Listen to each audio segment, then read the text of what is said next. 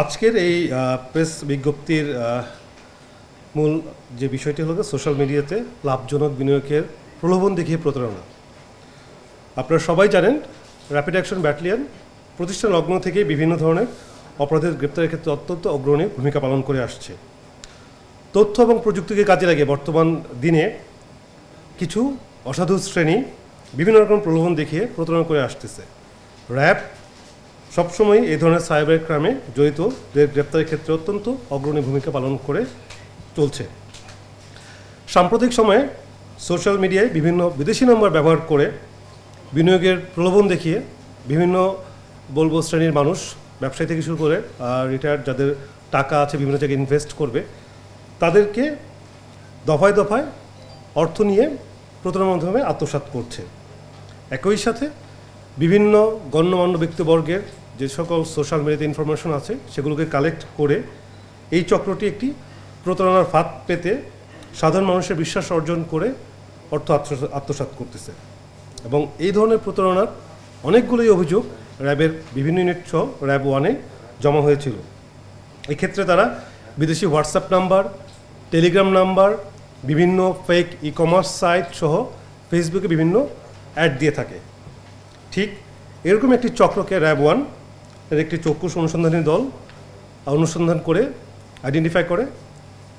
Commander ছিলেন major Ahnaf, সাথে SP Rana সহ আমাদের একটি চক্ষুষ টিম, যে বসুন্ধরাতে এই ধরনের একটি দল রয়েছে যারা সোশ্যাল মিডিয়ার মাধ্যমে অনলাইনে প্রতারণা করছে এবং ভুক্তভোগীদের কাছ থেকে প্রাপ্ত তথ্যপাত্র এবং তাদের যে সকল আবেদন ছিল সেখান থেকে আমরা বিভিন্ন নাম্বার পর্যালোচনা করে আইডেন্টিফাই করলাম যে এখানে 2 জন নাইজেরিয়ান সহ আরও কিছু দেশি এবং বিদেশি আমাদের প্রতারক রয়েছে যারা প্রতিনিয়তই এই প্রতারণাটা করছে।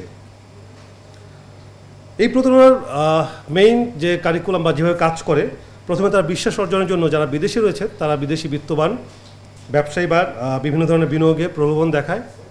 এখানে বিদেশ থেকে কার্গো সেকশনের ডলার প্যাকেজ, বিভিন্ন ধরনের ইনভেস্টমেন্টের মাধ্যমে আইটেম পাঠানোর মাধ্যমে কার্গো ক্লিয়ারেন্স, এই ধরনের বিভিন্ন তারা গল্প বা প্লট তৈরি করে। তারই পরবর্তী সেকশনে তারা প্রথম দিকে অল্প কিছু টাকা নেয়, পরবর্তীতে কাস্টমস ক্লিয়ারেন্সের মাধ্যমে ফাইনাল যে সে কনসাইনমেন্টটা পাবে অথবা ডলার ক্যাশ আউটটা হবে সেই জন্য আরও বেশি টাকা দাবি করে এবং পরবর্তীতে তারা বিশ্বাস অর্জন করে টাকা দাবি করে মোবাইলগুলো বন্ধ করে দেয়। এই ধরনের এই চক্রটিকে আইডেন্টিফাই করার পর আমাদের চৌকস দল 6 গতকাল রাত এবং আজকে 7 তারিখ দিনের বেলা 2টি পৃথক স্থানে বসুন্ধরাতে এবং মিরপুরের পল্লবীতে, সেখানে র্যাব 4-এর সহযোগিতা ছিল, মাধ্যমে আমরা 2 জন নাইজেরিয়ান নাগরিক এবং একজন বাংলাদেশিকে আমরা গ্রেপ্তার করতে সক্ষম হই। এখানে উল্লেখ্য যে আমরা যে নাইজেরিয়ান 2 জন নাগরিক ধরেছি তার মধ্যে একজন ফ্রাঙ্ক কোকো, তাকে র্যাব 2 বছর আগে একই ধরনের অপরাধের জন্য গ্রেপ্তার করেছিল। র্যাব 10 সেই সময় তাকে গ্রেপ্তার করেছিল এই প্রতারণার কাজের জন্য এবং তার কাছে তার পাসপোর্টটি পাওয়া যায়নি। সে নিজে স্বীকার করেছে যে পাসপোর্টটি জব্দ রয়েছে এবং প্রাথমিক জিজ্ঞাসাবাদে তাদের কাছে জানা যায় তারা এই ধরনের প্রতারণার সাথে গত 2 বছর ধরে জড়িত রয়েছে। এবং যে মহিলা সদস্যটিকে পাওয়া গিয়েছে উনিও এই দলের সাথে গত 3 মাস ধরে জড়িত।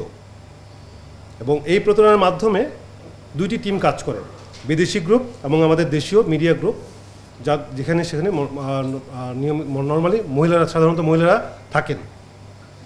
এবং এই বিকাশ এজেন্টের ক্যাশ আউট এবং ক্যাশ ইনের মাধ্যমে এই মিডিয়া গ্রুপটা টোটাল প্রতারণার 10 থেকে 15% টাকা পেয়ে থাকে। গ্রেপ্তারকৃত যে কোকো নাইজেরিয়ান এবং ইমানুয়েল এবং তার সাথে যে মহিলা ছিল তার সাথে আরও কিছু সদস্য রয়েছে বলে আমরা তথ্যসূত্র এবং তাদের যে সকল ডিভাইস অ্যানালাইসিস করে বা তাদের সাথে জিজ্ঞাসাবাদ করে আমরা জানতে পেরেছি। আমাদের অনুসন্ধান অব্যাহত রয়েছে। আমরা চেষ্টা করছি এই চক্রের, এই প্রতারক চক্রে আরও যারা রয়েছে তাদের সকলকেই আইডেন্টিফাই করে গ্রেপ্তার করার জন্য। এই বিদেশি নাগরিকদের মধ্যে ফ্রাঙ্ক কোকো, তার কিন্তু পাসপোর্টের মেয়াদ 1 বছর আগেই শেষ হয়ে গিয়েছে। একই সাথে আমরা তাদের বাসা সার্চ করে 2টি ল্যাপটপ এই প্রতারণার কাজে ব্যবহৃত 4টি আইফোন, 3টি স্মার্টফোন, 3টি বাটন মোবাইল, একটি ট্যাব এবং একটি হার্ড ডিস্ক উদ্ধার করা হয়। আমরা যখন এই ধরনের প্রতারণার কেসগুলোকে অ্যানালাইসিস করি, আমাদের মাঝে কিছু প্রশ্ন তৈরি হয় যে এই ধরনের প্রতারণাকে আমরা কীভাবে আটকাতে পারি বা আমরা এই ধরনের কমাতে পারি। সো আমাদের তথ্যসূত্র এবং বিভিন্ন জায়গা থেকে আমরা যেটা দেখেছি যে এই সোশ্যাল মিডিয়াতে বিভিন্ন বিদেশি নাম্বার থেকে আমাদের সাধারণ নাগরিককে প্রতারণার ফাঁদে ফেলানো হয়। সো আমাদের আর্নেস্ট রিকোয়েস্ট থাকবে সর্বসাধারণের প্রতি, যে কোনো ধরনের বিদেশি নাম্বার বা হোয়াটসঅ্যাপ গ্রুপ, টেলিগ্রাম গ্রুপ, ইমেলের মাধ্যমে যদি আপনারা কোনো অল্প সময়ে অধিক মুনাফার কোনো অফার পান, দয়া করে চেক করবেন। আপনারা সম্ভবত একটি প্রতারণার ফাঁদে পড়তে যাচ্ছেন। সচেতন হন। এক্ষেত্রে আপনাদের সহযোগিতা, আপনাদের সচেতনতায় অনেক বড় একটা উৎস কাজ করবে এই ধরনের প্রতারণা রোধকল্পে। একই সাথে ই কমার্স ওয়েবসাইটের মাধ্যমে বিভিন্ন সময়ে বিভিন্ন অফার দেওয়া হয়, টাকা পে করা হয় অনলাইনে বা ক্রেডিট কার্ডের মাধ্যমে বা বিকাশের মাধ্যমে, আইটেমটা পাওয়া হয় না। সো এক্ষেত্রে অবশ্যই আপনারা ই কমার্স সাইটের অথেন্টিসিটিটা চেক করে নেবেন। একই সাথে ক্যাশ অন ডেলিভারির ক্ষেত্রে চেক করে নেবেন এসব বড় বড় অফার যখন দেওয়া হচ্ছে আসলে আপনি আপনার প্রাপ্য জিনিসটা পাচ্ছেন কি না, না আপনি প্রতারিত হচ্ছেন। শুধুমাত্র এই ক্ষেত্রেই নয়, একটু আগে যেটা বলেছিলাম যে বিভিন্ন আমাদের বলবো গণ্যমান্য ব্যক্তিদের প্রোফাইল ইউজ করেও তারা বিভিন্ন ধরনের প্রতারণা করে। এক্ষেত্রে আমি আশা করব এই ধরনের চক্রটি কিন্তু চাকরি, বিভিন্ন ধরনের কার্যক্রমের ক্ষেত্রে, কাজ পাওয়ার ক্ষেত্রেও তারা টাকা নিয়ে প্রতারিত হচ্ছেন। সো যারা টাকা দিচ্ছেন, নিচ্ছেন, দুটোই অপরাধ। সো এক্ষেত্রে যেন আমরা সকলেই সচেতন থাকি। এছাড়াও যেহেতু এখানে আমরা বিদেশি নাগরিক পাচ্ছি এবং এর আগেও আপনারা সবাই জানেন কয়েকটি ক্ষেত্র অনেক ধরনের আমাদের অনেক বিদেশি নাগরিককে পাওয়া গেছে এই প্রতারণার ক্ষেত্রে। সো আমাদের রিকোয়েস্ট থাকবে যারা বলবো যে বাড়িওয়ালা আছেন, হাউজিং কমিউনিটি আছেন, বিদেশি যারা আছেন তাদের ভাড়া দেওয়ার ক্ষেত্রে তাদের পাসপোর্ট আছে কিনা, তারা ভ্যালিড কিনা দেশে থাকার জন্য, এই জিনিসগুলো চেক করে একটু বাসা ভাড়া দিলে তাহলে আমাদের ক্ষেত্রে, আমাদের জন্য যে কোনো বলবো যে নিয়ম শৃঙ্খলা বাহিনীর ক্ষেত্রে অনেক সুবিধা হবে এই ধরনের প্রতারণা রোধকল্পে। আমি আশা করব এছাড়াও আমাদের বিভিন্ন মোবাইল ব্যাংকিং অ্যাকাউন্ট এবং ব্যাংক অ্যাকাউন্টের ক্ষেত্রে প্রতিনিয়ত বিভিন্ন ধরনের অ্যাওয়ারনেস অ্যাড দেওয়া হয় আপনাদের পিনকোড বা যে কোনো ধরনের প্রতারণার ক্ষেত্রে। আমরা যেন যদি আমরা সবাই এই ধরনের সকল নিয়মগুলো মেনে চলি, এই ধরনের প্রতারণা অনেক ক্ষেত্রেই রোধ করা সম্ভব হবে, অনেক ক্ষেত্রে আমরা সহজেই এগুলোকে প্রতিরোধ করতে পারবো।